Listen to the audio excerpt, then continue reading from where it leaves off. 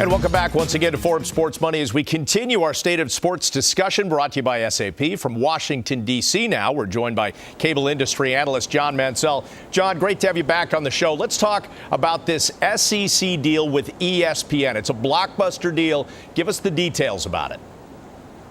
Well, you know, it's really two deals in one. It's an extension out to 2034, following an existing 15-year deal. The first part of the deal is ESPN is probably paying some sort of a direct rights fee, but instead of carrying about 90 games per season, it's down to about 45 games a season. In the separate deal with the SEC, ESPN will own an SEC sports channel, and it will carry 45 games per season, or about 3 games per weekend. It'll also carry about 100 basketball games. But the main attraction is going to be the college football, because the SEC conference is so strong.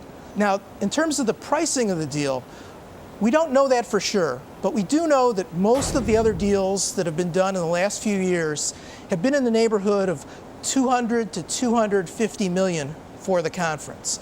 This deal, because it's so recent and because there's more competition among sports programmers out there, you have CBS Sports Network, NBC has a cable network now, and of course Fox is launching 2 new sports networks. So my guess is that in order to get this deal, ESPN had to pay up.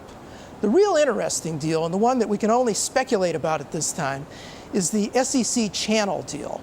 You know, it may be like the Texas Longhorn deal, where there's a profit-sharing element, but we don't know what that profit-sharing element is. You've mentioned there are a lot of unknowns, but given how successful the SEC has been in football, with Alabama winning the last 2 college titles, and the fact that really this is sort of the last deal after many deals have been done already in college conference sports, do you think this will be the most valuable deal?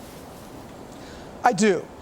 If the other deals were in the neighborhood of 200 to 250 million, I wouldn't be a bit surprised if this deal was over 300 million a year, maybe even more than that. John, how much of this was tied to the simple fact that ESPN wanted to lock up a rights deal with the SEC because it wanted to keep a deal away from Fox Sports 1 or NBC Sports Network or CBS Sports Network?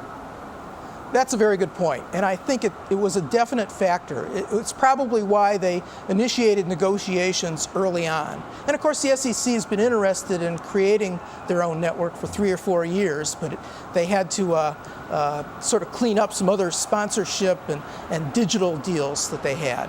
Well, John, always appreciate the perspective. We thank you and look forward to seeing you again. Pleasure to be here. Thank you.